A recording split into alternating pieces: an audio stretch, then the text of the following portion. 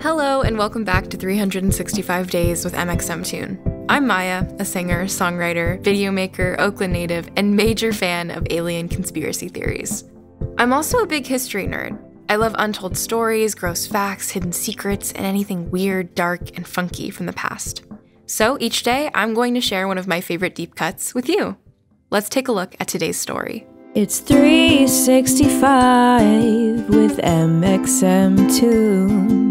New facts every day, so don't leave too soon. I'm gonna teach you stuff, no it won't be tough. Gonna go a year till you've had enough. It's 365 mxmtoon. One of the world's greatest mysteries is Stonehenge, a circle of about 100 upright boulders located about 90 miles west of central London and southern England. The prehistoric structure has been the subject of literally centuries of research and speculation.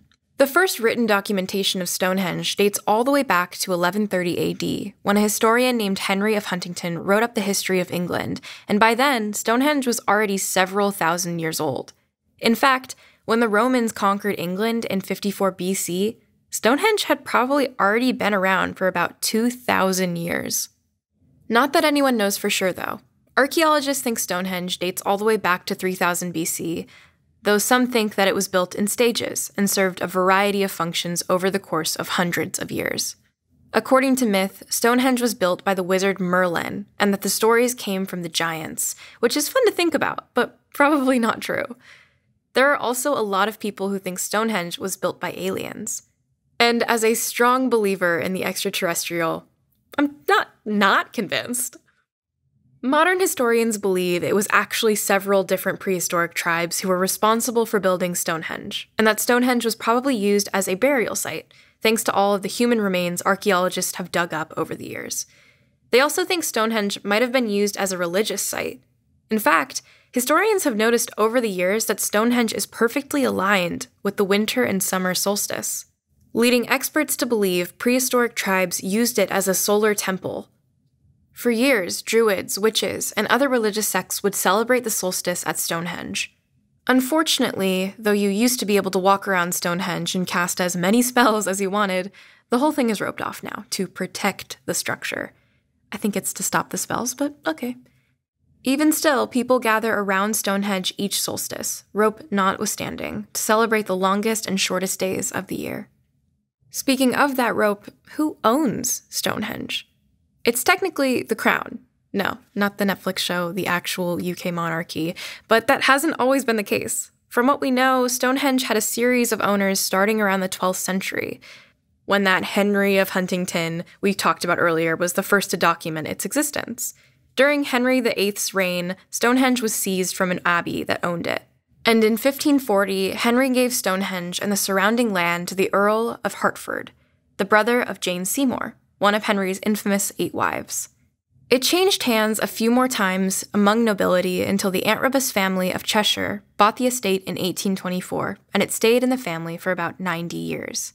During World War I, though, the Antrobus family's last heir was killed fighting, and in 1915, they decided to sell the estate. Stonehenge, which was a part of the bundle, was put up separately, with the auction catalog describing it as Lot 15, Stonehenge, with about 30 acres, 2 rods, 37 perches. Enter Cecil Chubb. Chubb was born into an English working-class family, but managed to amass a huge fortune as a lawyer as an adult. Chubb heard about the Antrobus' family auction, held on September 21st, 1915, and decided to check it out. When Stonehenge came up on the block, Chubb thought it might be a nice gift for his wife, Mary Bella Alice Finch. He plunked down £6,600, which is about equivalent to $697,000 in today's money, on a whim, and Stonehenge was his. Unfortunately for Chubb, as rumor has it, his wife wasn't super thrilled about the surprise Stonehenge, and 3 years later, Chubb ended up donating Stonehenge back to the Crown, in whose custody it remains to this day. It's a good thing Mary Bella had such bad taste. As an aside, some historians suspect Chubb didn't really buy Stonehenge for his wife, but saw American bidders vying for it and wanted to make sure that it was owned by Englishmen and not some strangers across the pond. but I prefer the buyer's remorse angle. It's a little bit spicier.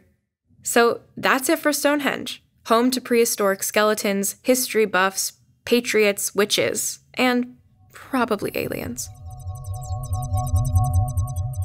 And now here's a fun music fact from September 21st. On this date, in 2011, a Santa Monica auction house sold one of the Beatles' contracts from 1965. The contract included a stipulation that the band refused to play shows in front of segregated audiences, which were still common at the time.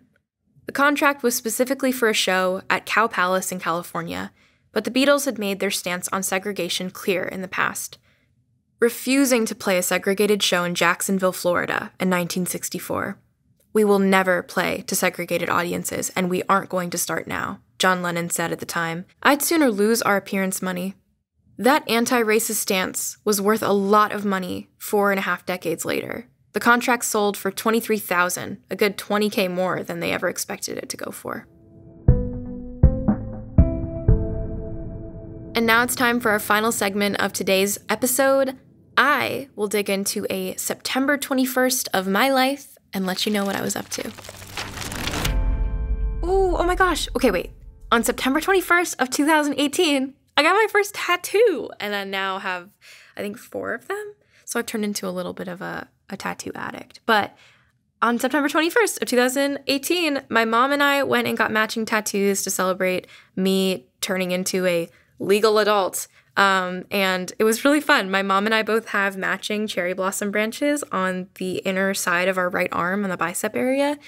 And I just remember having a really good time. I've wanted a tattoo for as long as I can remember, and I'm really happy to say that the first one that I've ever gotten will not be one that I regret.